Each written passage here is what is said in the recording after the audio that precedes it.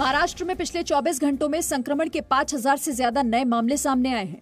पिछले 24 घंटों के दौरान महाराष्ट्र में 5640 नए केस आए हैं। इसी के साथ कोरोना संक्रमितों की संख्या बढ़कर 17,68,695 हो गई है। पिछले 24 घंटों में 155 लोगों की मौत हुई है, जबकि कुल मौतों की संख्या 46,511 हो गई है। राज्य में अब तक कुल 16,42,916 मरीज ठीक हुए हैं। कोरोना संक्रमण को देखते हुए महाराष्ट्र, दिल्ली और मुंबई के बीच विमान और रेल सेवा पर रोक लगाने पर विचार कर रही है। वहीं गुजरात में अहमदाबाद के बाद राजकोट, वडोदरा और सूरत में रात का कर्फ्यू लगाने का फैसला लिया गया। इन शहरों में रात 9 बजे से सुबह 6 बजे तक कर्फ्यू रहेगा। दिल्ली सरकार ने कोरोना से जुड़े दिल्ली एपिडेमिक डिसीजेज रेगुलेशंस 2020 में बदलाव किया है। इसके तहत क्वारंटीन और सोशल डिस्टेंसिंग के नियमों को तोड़ने, मास्क न पहनने और सार्वजनिक स्थानों पर पान गुटखा खाने पर 2000 रुपए का जुर्माना लगाया जाएगा। दिल्ली पुलिस ने मास्क न पहनने वालों के खिलाफ कार्रवाई तेज कर दी है। नियम तोड़ने वालों पर 500 रुपए तक फाइन किया जा रहा है और साथ ही उन्हें जागरूक भी किया जा रहा है। मेरा परिवार है, मेरा घर है, मेरी भाई, मेरे बच्चे साथ सोते साथ उठते, आप ये क्यों कह रहे हो? आपने मास्क नहीं लगाया है? हम अंदर गाड़ी में अंदर थे, सिंगल में मास्क कहां से लगाए? दिल्ली में कोरोना संक्रमितों की संख्या 5,10,630 हो गई है, जबकि संक्रमण से अब तक 8,041 लोगों की मौत हुई है।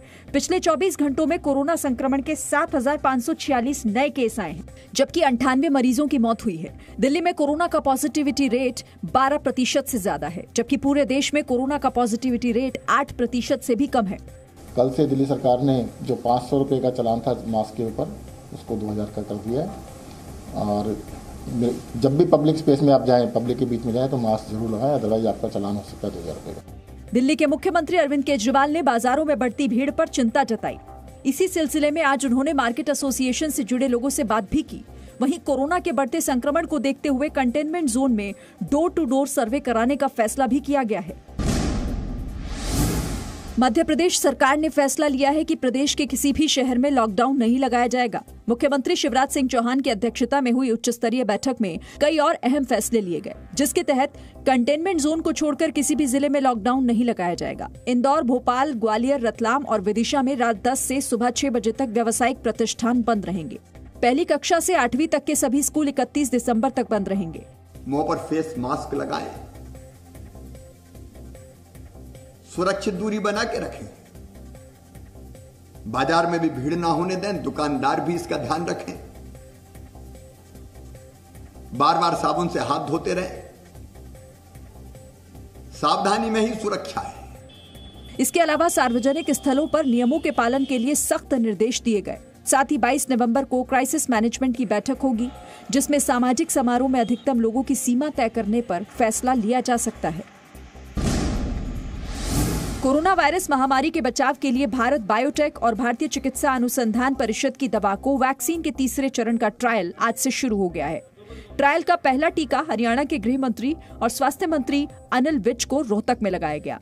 अनिल विज ने कोवैक्सीन परीक्षण में वॉलंटियर के तौर पर पहला टीका लगवाने का ऐलान किया था। मैंने अपने आप को इसके लिए ऑफर किया है कि आप सबसे पहले परीक्षण मेरे ऊपर करिए, ताकि लोग निर्भीक होकर बिना किसी डर के इसके लिए लोग आगे आ सकें और अपना परीक्षण करवाएं। अगले साल की शुरुआत में कोरोना की स्वदेशी वैक्सीन संभव है।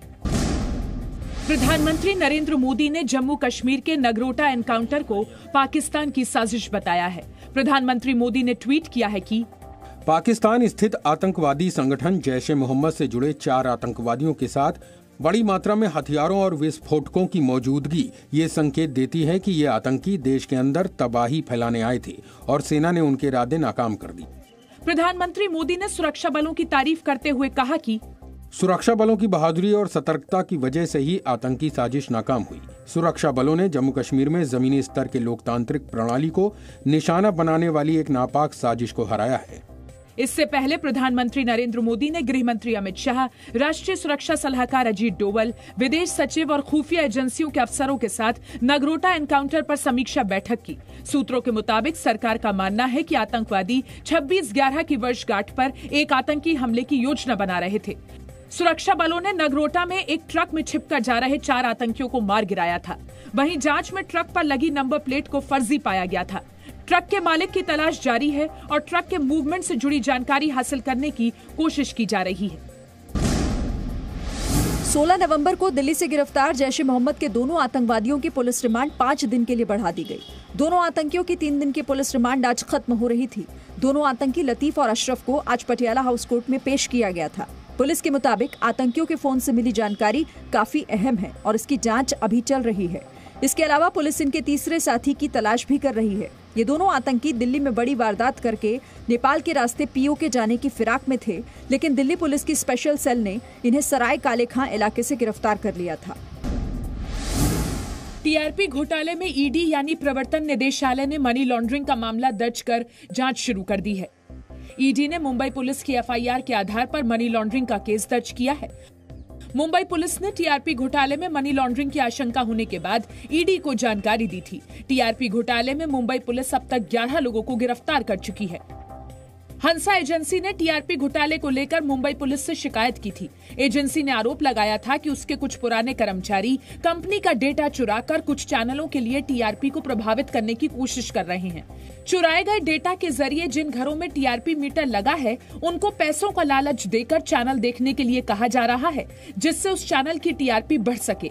ऐसी ही शिकायत अक्टूबर महीने में लखनऊ के हजरतगंज थाने में दर्ज करवाई गई थी, लेकिन यूपी पुलिस ने मामला दर्ज करते ही जांच सीबीआई को सौंप दी थी। बिहार, दिल्ली समेत देश के अलग अलग हिस्सों में छठ मनाई जा रही है। आज डूबते सूर्य को अर्घ्य दिया गया।